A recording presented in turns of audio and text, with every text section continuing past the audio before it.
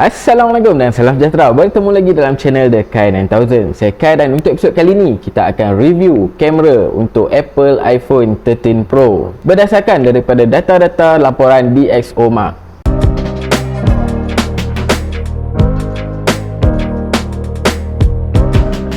Alright guys, so bagi siapa yang tak tahu apakah itu DxOMark, DxOMark ni merupakan sebuah company di Paris yang pakar untuk buat test tentang display, tentang speaker, tentang kamera dan juga bateri. So laporan-laporan diorang ni memang sangat-sangat detail lah. So untuk episod kali ni kita akan tengok kualiti kamera untuk Apple iPhone 13 Pro. Okay guys, so tanpa buang masa lagi, jom kita tengok. Alright guys, so untuk Apple iPhone 13 Pro test ni, DxOMark labelkan dia sebagai outstanding video. So of course video dia ni outstanding sebab DxOMark ni dah pun labelkan dia sebagai outstanding video. So untuk pengetahuan korang, iPhone 13 Pro ni berada di nombor 5 untuk global ranking. So handphone-handphone yang telah DxOMark test ni, Apple iPhone 13 Pro ni berada di nombor 5 untuk ranking global. So agak tinggi jugalah kedudukan untuk Apple iPhone 13 Pro ni. Alright, tanpa buang masa lagi, jom kita tengok kualiti kamera untuk Apple iPhone 13 Pro ni. Okay, first kali kita akan ke bahagian foto. Okay, jom kita tengok exposure dan juga kontras untuk gambar daripada Apple iPhone 13 Pro ni. So Apple iPhone 13 Pro ni, kalau kita tangkap gambar di dalam keadaan backlight yang macam ni, so dia punya face exposure untuk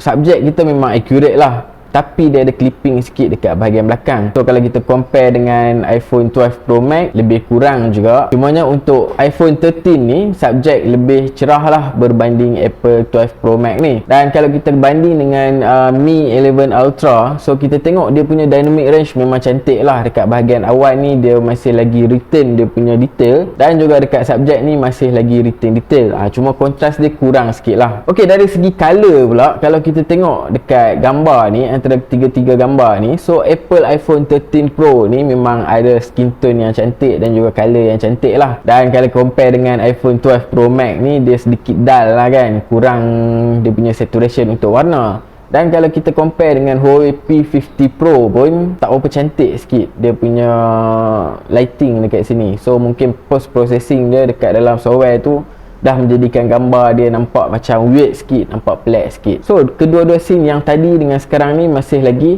backlight scene lah, yang mana subjek berada dalam keadaan di tempat kawasan yang gelap, dan di belakang itu ada cahaya yang kuat lah, cahaya yang agak terang. So kalau kita tengok ni, Apple iPhone 13 Pro ni did a nice job lah untuk kawasan yang macam ni. Ok, kita ke autofocus dan kita tengok sampel untuk depth of field. Okey, dia tangkap gambar dengan dua subjek, yang mana subjek di depan dan satu subjek di belakang. Ini untuk kita tengok bokeh dia lah, berapa blur bahagian belakang tu. Okey, kalau kita compare, dia mesti fokus dekat subjek yang depan, dan kita akan zoom dekat bahagian mata subjek yang belakang ni. Dan kalau kita tengok ni, depth of field dia masih tak berapa banyak lah, sebab dekat belakang ni kita boleh nampak agak sharp juga, walaupun taklah terlalu sharp. So dia punya depth of field dia tak terlalu depth lah kan. Tapi compare dengan 12 Pro Max, dekat bahagian belakang ni lebih sharp lah. Dan Xiaomi Mi 11 Ultra ni pun lebih sharp.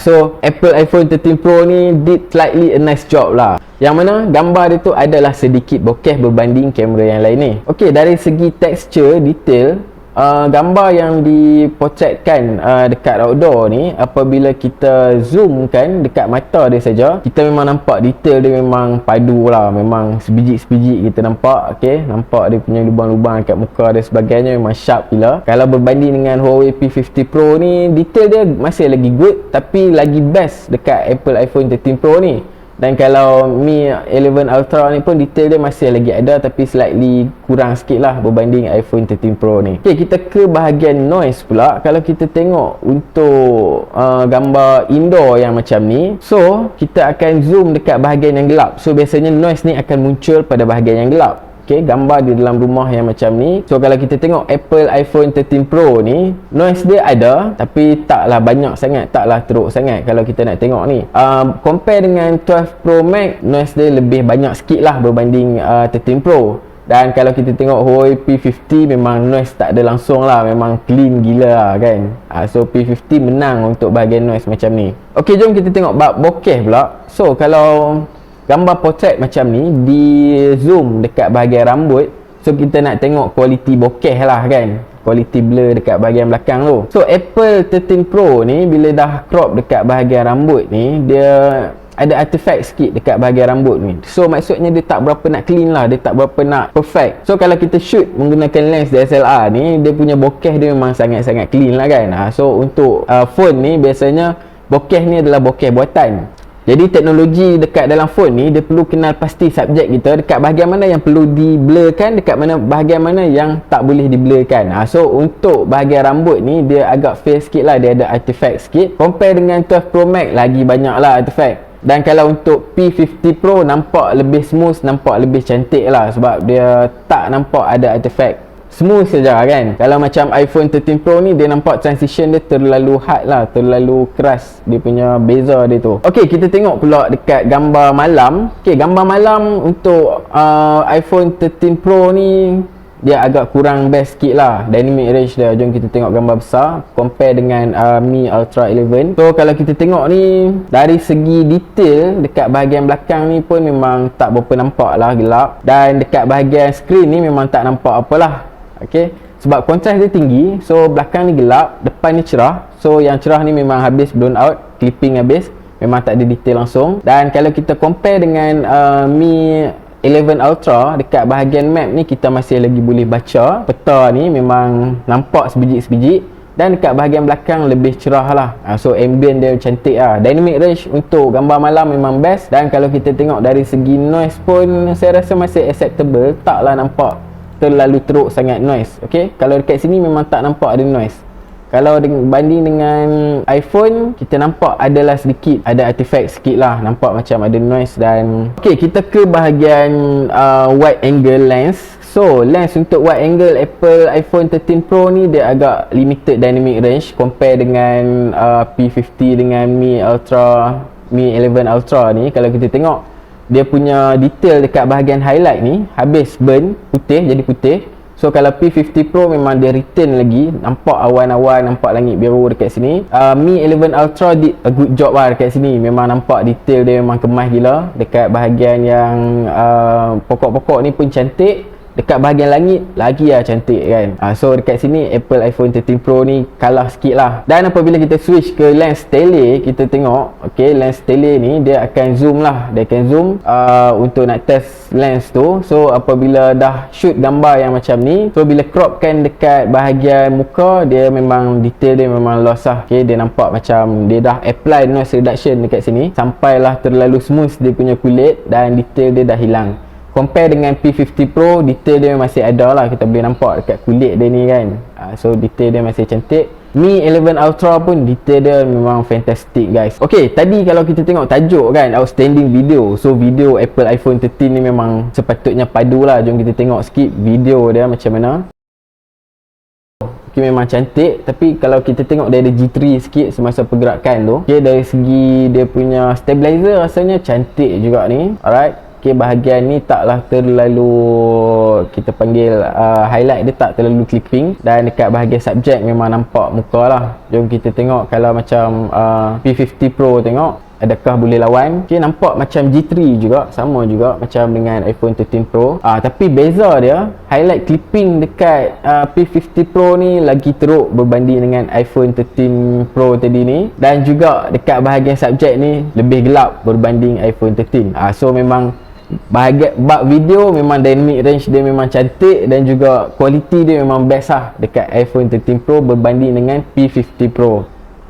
Ok, dari segi color, kalau kita tengok kat sini dia tulis itu nice color rendering. So kita tengok video dia, so memang color dia memang nice, memang nice. Ok, air laut dia nampak dari jauh tu nampak biru, langit nampak biru cantik, kita punya pokok-pokok pun nampak hijau cantik. Ok, kita tengok P50 Pro. Ok, dia slightly off sikit color dia, tak kalau macam Apple iPhone 13 tadi dia nampak bright kan, vibrant kan. Ni dia nampak kurang sikit color dia. Ok, tapi macam laut semua kontras cantik lah. Alright, so kita pergi ke bahagian texture, tak perlu rasanya. Ok, kita tengok noise dekat dalam video.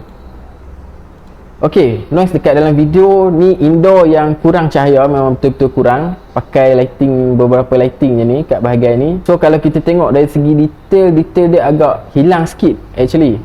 So dia tak berapa nak detail. Dan kalau kita tengok kat sini ada slightly noise lah, very slight noise. Ada sedikit noise lah dekat dalam video ni. Okey, kita compare dengan Huawei P50 Pro. Jom kita tengok. Okey, sama juga untuk video yang ni memang detail dia tu dia nampak macam licin sikit lah. Dia dah proses lah. Noise ada juga ni, bahagian ni sikit kalau perasan. Okey, dia ada noise yang menari-nari. So tapi detail dua-dua lebih kurang lah. Detail dia dah smoothkan dia punya detail dekat kita punya subjek dan sebagainya. Dan dua-dua slightly ada noise lah. Okey, kita test untuk video artifact pula.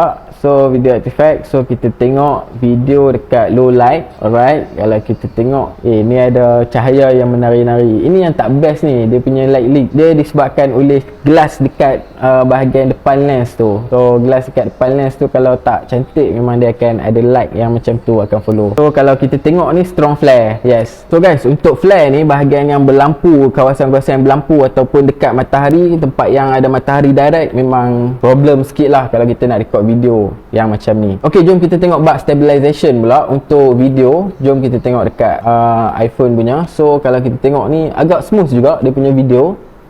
Okey, alright, nampak ada flare sikit apabila dia dah kena cahaya matahari tu. Okey, nampak macam smooth. Dan kita tengok Huawei P50. Okey, masih lagi ada flare. Kat P50 pun sama aja. So kalau kita tengok komen dekat sini, dia ada strong residual motion when running. Maksudnya dia motion dia tu agak kuat lah kalau masa dia orang running. Dan kalau ni dekat P50 Pro ni slight residual motion. Maksudnya motion tu ada sikit berbanding dengan iPhone 13 ni. So Huawei P50 did a good job lah berbanding dengan iPhone 13 Pro untuk bug stabilizer ni. Alright guys, so itu saja untuk review kali ini. Kalau anda ada apa-apa cadangan dan soalan, sila tinggalkan di ruang komen di bawah. Dan kita jumpa dalam video seterusnya. Assalamualaikum.